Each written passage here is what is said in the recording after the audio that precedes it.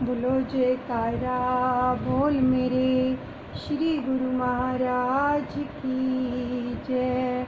दयालु श्री परमहंस दयाल जी महाराज की जय।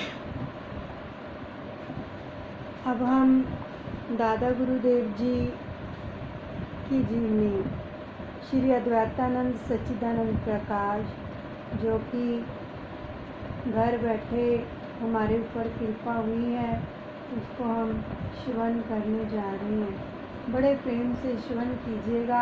आगे का जो प्रसंग आ रहा है, पहला इरशाद। दादा गुरुदेव जी ने अपने मुखारविंद से ये जितने भी आपको वचन यानी इरशाद सुनाए जा रहे हैं, जो हम श्रवण कर रहे हैं, ये दादा गुरुदेव ने खुद अपने मुख से फरमाए, सब कुछ बताया किसको, भूरे सिंह जी को। और भूरे सिंह जी ने बाद में इसको इस प्रकार से जो है ये ग्रंथ बनकर हमारे सामने आया है, इसको यहाँ पर जो है संकलित कर दिया। तो इसलिए बड़े प्रेम से श्रवण कीजिएगा। इन वचनों को श्रवण करते हुए ये विजुलाइज कर लीजिएगा कि दादा गुरुदेव जैसे हम पास ही बैठे हैं, तो उनकी इस परावाणी को हम श्रवण कर रहे हैं, जो अपने मुख से अपने बारे में सब कुछ बता रहे हैं भूरे सिंह जी को। तो पहला इरशाद। एक रोज इरशाद हुआ, दादा गुरु महाराज जी ने फरमाया कि हमारे वालिद बुजुर्ग गवार यानी पूज्य पिताजी के बारे में, कि उनकी उम्र 5 बरस की हुई तो हस्बे दस्तूर यानी नियम के अनुसार उनकी पट्टी पुजवाई गई और संस्कृत विद्या का आरंभ हुआ। थोड़े अरसे ही में खूब विद्या हासिल कर ली और आपकी शादी रामधन पांडे चंद्रात्रे गोत सकना निवासी मांझी इलाका नंदपुर जिला सारण की लड़की से हुई थी। ये अपने पिताजी के बारे में बता रहे हैं दादा गुरुदेव। और यह अपने पति की बड़ी आज्ञाकारिणी थी, अपनी माताजी के बारे में बोल रहे हैं। तो यहाँ तक कि बावजूद मुलाजिमों की मौजूदगी के हमारे वालिद साहब की कुल सेवा टहल अपने हाथ से करती थी। जब हमारे दादा साहब का शरीर बरत गया, यानी दादा गुरुदेव जी के जो दादा थे, उनका जब शरीर बरत गया, यानी वो प्रभु के धाम को चले गए जब, तो जनाब वालिद बुजुर्गवार अपने पिताजी के जानशीन उत्तराधिकारी हुए और पेशाए अवाई यानी पूर्वजों का धंधा यानी पुरोहिताई का काम ही जारी रहा। यानी ये ज्योतिष का काम करते थे, पंडित थे।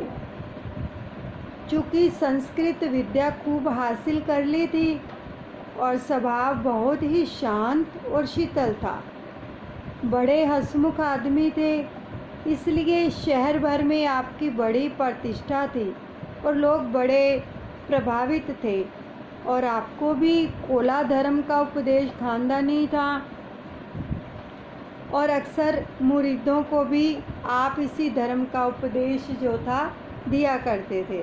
मगर आपको ब्रह्म विद्या का उपदेश भी एक महात्मा परमहंस जी मुकाम केदार घाट काशी से हुआ था, मगर आपकी तरफ से इसका उपदेश सिर्फ खास मुरीदों को था। तो एक दिन फिर इरशाद हुआ कि हमारा जन्म 1903 विक्रमी मुताबिक, दादा गुरुदेव अपने बारे में बता रहे हैं। पहले अपने पिताजी के माताजी के बारे में बताया, अब अपने बारे में बता रहे हैं। सन 1846 में हुआ था जन्म। रोज़ इतवार तिथि रामनवमी पुष्प नक्षत्र और शिवकर्मा योग था। रामनवमी के दिन जन्म होने से हमारा नाम रामरूप रखा गया। सबसे पहला नाम दादा गुरुदेव का राम रूप। और फिर फरमाया हमसे पहले हमारे वालिद बुजुर्गवार की 2 औलादें जाया हो चुकी थी, यानी इनसे पहले जो और 2 बच्चे हुए थे वो नहीं बचे थे। तो इसलिए उन्होंने जो जन्मोत्सव था जन्म के दिन ना किया, यानी उस दिन कोई खुशी नहीं मनाई, बल्कि यह इरादा किया कि बालक के बड़ा होने पर करेंगे। जब अजीज़ों अकारब यानी मित्र बंधुओं ने इस बात पर जोर दिया कि जन्मोत्सव ज़रूर आज ही होना चाहिए, तो हमारे वालिद बुजुर्गवार जो थे उन्होंने फरमाया कि हमारे घर उत्सव की ऐसी क्या विशेषता है, आज के दिन तो तकरीबन कुल हिंदुस्तान में ही जन्म महोत्सव का आनंद मनाया जाएगा क्योंकि रामनवमी है। तो फिर इरशाद हुआ कि हमारी उम्र करीबन 8 या 9 महीने की थी, केवल 8 या 9 महीने की थी कि हमारी वालिदा माजिदा यानी पूज्य माता जी सहसा शरीर उनका बरत गया, यानी वो भी प्रभु के धाम को चली गई। केवल 8 या 9 महीने की आयु थी दादा गुरुदेव की, तब माता जी भी चली गई। खुदा जहाँ ऐश देता है वहाँ पर गम भी होता है, जहाँ नकारे बजते हैं वहाँ मातम भी होता है। अब हमारे वालिद बुजुर्गवार को हमारी परवरिश की फ़िक्र हुई। हालांकि हमारे वालिद बुजुर्गवार के हज़ारों ही मुरीद सेवक थे, मगर उनकी ख़ास मोहब्बत व जो तवज्जो थी एक साहब लाला नरहर प्रसाद कोम कायस्थ श्रीवास्तव से थी। और यह साहब भी नए बाज़ार में रहते थे और पेशा वकालत व मुख्तारी करते थे। तो उनको भी कोला धर्म का उपदेश खानदानी था। लाला गुलवारी और लाल सकना शेनी पट्टी बक्सर की लड़की के साथ उनकी शादी हुई थी। स्त्री व पुरुष दोनों भगत और साधु सेवी थे और अपने गुरु यानी हमारे वालिद पूज्य पिताजी के बड़े भगत थे। तो लाला साहब ने बड़े भाई लाला कृष्ण मोहन लाल जी महाराज बेतिया के मुख्तार थे। उनका भी पाठक जी पर बड़ा जो थी श्रद्धा था। लाला नरहर प्रसाद के सिर्फ एक लड़का हमसे करीबन 6 माह बड़ा था। तो दुर्भाग्यवश हमारी वालिदा यानी माता जी के इंतकाल से 1 माह पेशा तरव स्वर्गवास हो गया था। जो इनके पिताजी थे उनके जो खास शिष्य थे लाला नरहर प्रसाद जी, उनके भी एक बेटा था, लेकिन वो भी स्वर्गवास हो गया था। तो इसलिए हमारे वालिद साहब ने हमारी वालिदा यानी माता जी की मृत्यु के बाद हमको ताला साहब के सुपुर्द कर दिया ताकि हमारी परवरिश भी बखूबी हो जाए और उनका भी गम जो था वो गलत हो गया। लाला साहब और उनकी शीलवती स्त्री ने भी हमारी परवरिश जो थी सिर आँखों पर कबूल कर ली। अलगर्ज हमने कायस्थनी माई का दूध पीकर ही परवरिश पाई और वे दोनों हमको अपने सगे बच्चे से भी ज़्यादा अजीज़ रखते थे और ऐसा लाड चाव करते थे कि हमको कभी अपने माता पिता का अकस्मात भी चितवन नहीं हुआ, इतना प्यार करते थे वो। और जिसको तीनों लोगों के कुल मालिक की इस प्रकार से सेवा का मौका मिला हो तो कितने सौभाग्यशाली होंगे। तो लाला साहब ने एक बादी मुसम्मा यानी श्रीमती मिर्चिया और उसके लड़के दिल सिंगार को हमारी सेवा के लिए नियुक्त कर दिया और उन दोनों ने हमारी बहुत सेवा टहल की। दादा गुरुदेव फरमा रहे हैं। फिर फरमाया इरशाद में कि हमारे वालिद बुजुर्गवार जो थे उनके शिष्यों में जैसे प्रेमी लाला नरहर प्रसाद थे, वैसे ही उनके सत्संगियों और साथियों में से लाला देवी प्रसाद कोम कायस्थ, आमिष्ट, कोल धर्मी और सरशतदार फौजदारी थे। और जिस तरह लाला साहब पूर्वोक्त ने हमारी परवरिश की थी, उसी तरह सरशतदार साहब ने भी हमको तालीमों यानी धर्मोपदेश की। चूँकि लाला साहब व सरशतदार साहब हर दो असहाब यानी दोनों महाशय कायस्थ थे और उन लोगों में बजाय हिंदी और संस्कृत के फ़ारसी व अरबी का ज़्यादा रिवाज था। तो इसलिए जब हमारी उम्र 4 बरस की और 4 महीने की हुई, यानी 4 साल और 4 महीने की हुई, तो उस वक्त हमारी फ़ारसी व अरबी तालीम शुरू हुई और जनाब सरशतदार साहब की तवज्जो और कोशिश से बहुत जल्द उद्देश्य प्राप्ति के बाद तहसील इल्म यानी ज्ञान प्राप्ति जो थी वो ख़त्म हुआ।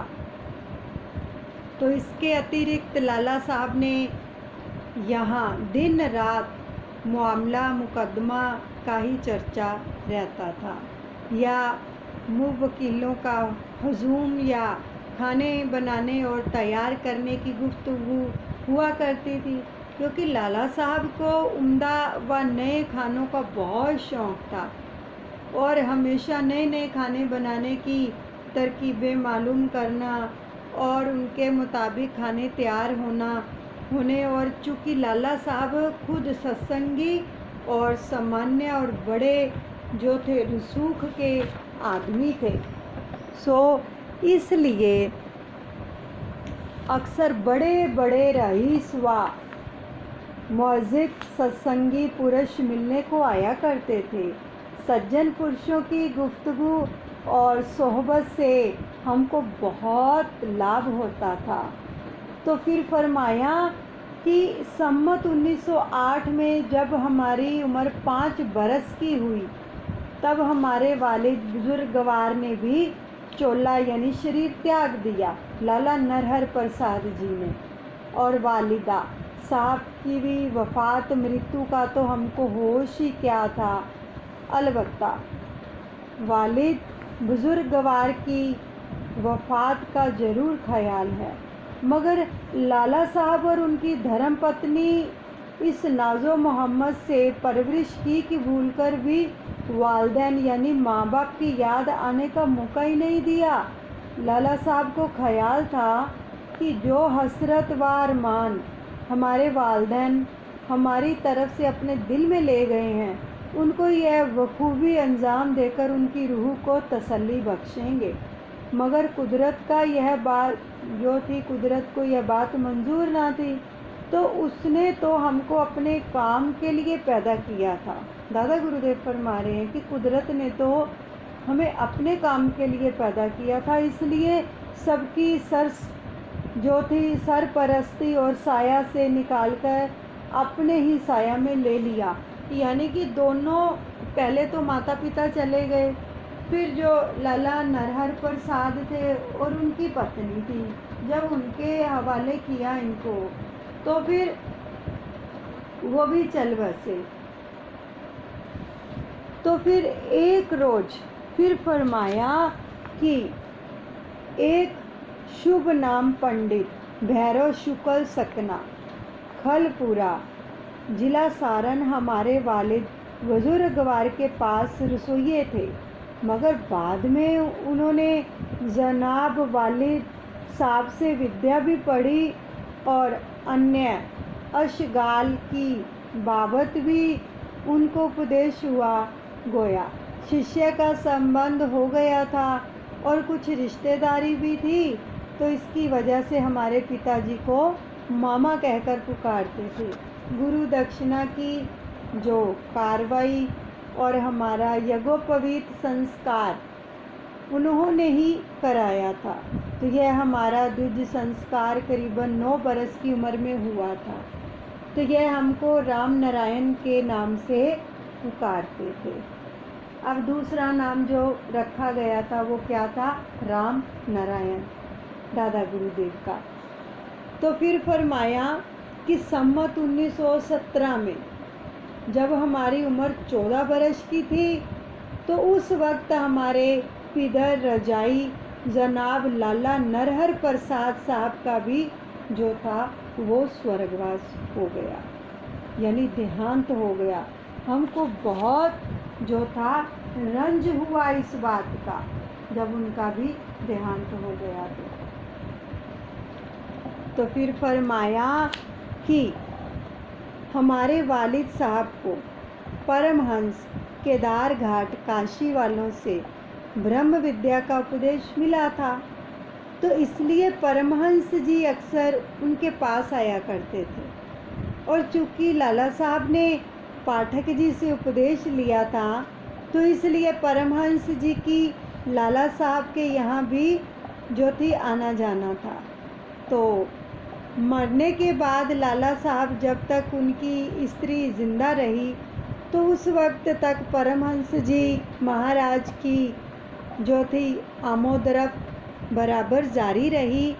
तो इन महात्मा की निस्बत ज़्यादा हालात तो हमको मालूम ना हो सके, मगर ये बड़े कामिल पूर्ण बुजुर्ग थे और हमसे बड़ी मोहब्बत करते थे और हापू बाबा के नाम से बुलाया करते थे। और सबसे पेशतर ब्रह्म विद्या और ब्रह्म ज्ञान का उपदेश और अंत लाभ को हमको इन बुजुर्गों से ही हुआ था। ये दादा गुरु महाराज जी ने फरमाया। तो फिर फरमाया कि जनाब लाला नरहर प्रसाद जी की वफ़ात यानी देहांत के बाद एक मर्तबा परमहंस महाराज जी तशरीफ़ लाए। तो हमने अपना मुदाए दिली उन पर जाहिर कर दिया। जब वो आए तो क्या जाहिर किया, और ऐसी ख्वाहिश जाहिर की कि मेरा इरादा गृहस्थ आश्रम ना करके साधु होने का है। ये दादा गुरु महाराज जी ने परमहंस जी को फरमाया जो उनके घर आते थे, केदार घाट काशीपुर वाले। तो आपकी क्या आज्ञा है? तो यह सुनकर उन्होंने फरमाया कि भाई हापू, देखो बड़े ध्यान से वचनों को सुनिए प्लीज़।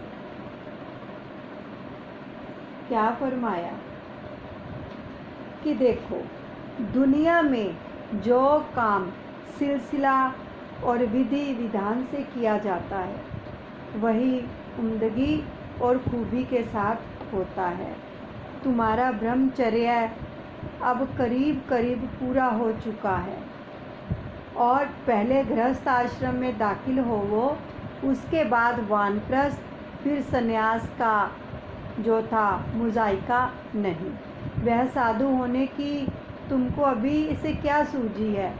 परमहंस जी ने फरमाया दादा गुरुदेव को यानी हापू बाबा को, देखो गृहस्थ बंधन नहीं है। जो दिल से इसको झूठा समझकर इंसान मेहनत से जो है धन पैदा करता है और मुनासिब तौर पर अख राजा जात और हजातमों की हाजत यानी ज़रूर पूर्ति करता है और अपने जो है संबंधियों की खिदमत प्रभु भक्ति समझकर बतौर फ़र्ज अदा करता है, वह भी आज़ाद ही है। और गृहस्थ आश्रम के बराबर हमने तो कोई आश्रम व धर्म देखा ही नहीं, ना सुना। जवानी में स्त्री ग्रहण करके पुत्र पैदा करके कामदेव की अग्नि को बुझा के तीसरे दर्जे में वानप्रस्थ के बाद संन्यास अख्तियार करें। जो ऐसा नहीं करते हैं वे अक्सर जो है नाजायज़ फेल कर्म के कर्ता होते हैं। बगैर गृहस्थ के जो सन्यासी हो जाते हैं और आखिर में संसार के आनंद देखकर गौरव पर नहीं रहते हैं अपने, तो उनका सन्यास भी खराब हो जाता है और दुनिया का लुत्फ़ भी जो है हाथ से जाता रहता है।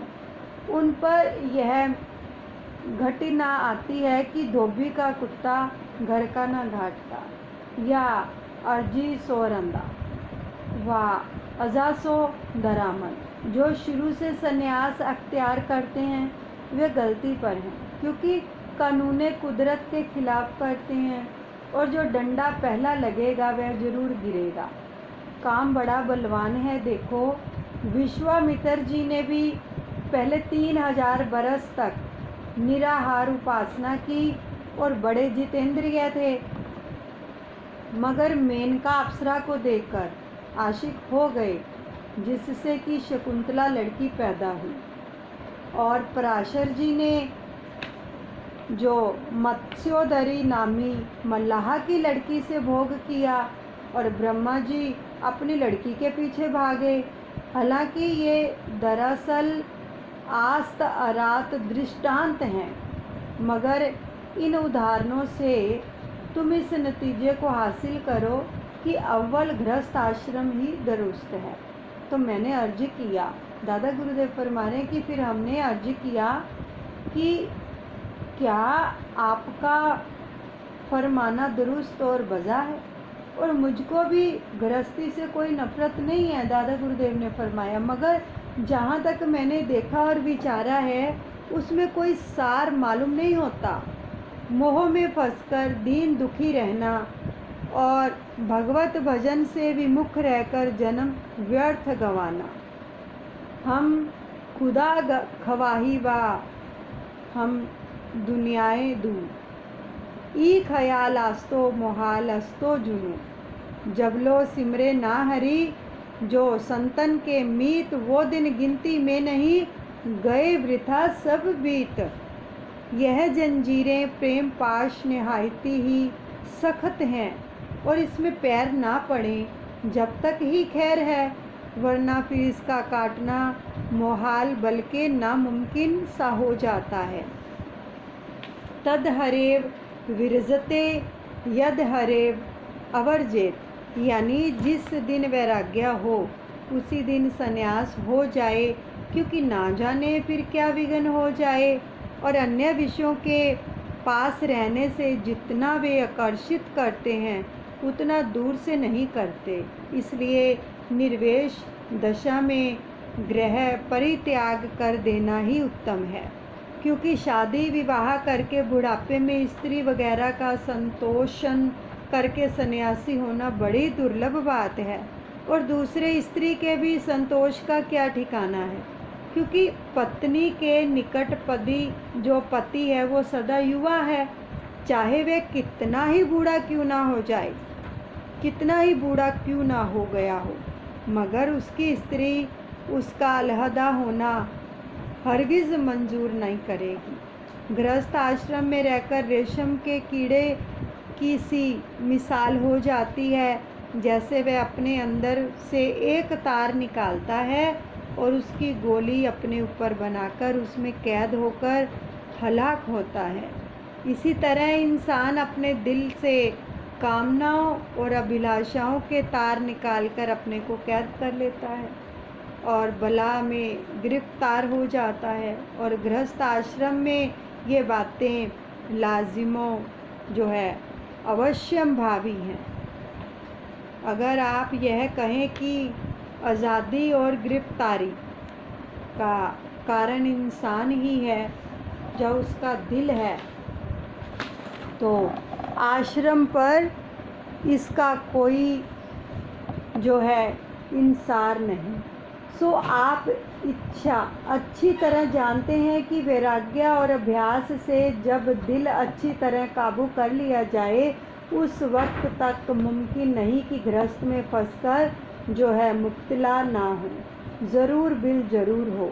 अलबत्ता जब पूरा ज्ञान हो जाए और अभ्यास से उसको काबू में कर लें, तो उस वक्त कोई मज़ाइका नहीं है। चाहे गृहस्थ आश्रम में रहें वहाँ सन्यासी हो जाएं। इसलिए इस जालिम को काबू में किए बगैर गृहस्थ में होने में मुझे अंदेशा है। एक दिल में उल्फतें दो दो समा सकती नहीं, क्योंकि दोहा भी है, कबीरा मन तो एक है, भावे नेह लगाए, चाहे हर की भक्ति कर, चाहे विषय कमाए। और फिर जिंदगी का भी कोई ठिकाना है। किसी ने कहा है, इस दम का करे भरोसा, कौन बसे जबकि दम भर ना खुदा है सबर इसे। फिक्रे मुआश जिक्रे खुदा यादे रफ्तगा, 2 दिन की ज़िंदगी में भला कोई क्या करे। इसलिए एक वक्त में एक काम दुरुस्त हो सकता है, दुविधा में दोनों गए, माया मिली ना राम। तो दोनों तरफ देखने में यह हालत होती है। बोलो जय कायरा, बोल मेरे श्री गुरु महाराज की जय। दयालु श्री परमहंस दयाल जी महाराज की जय।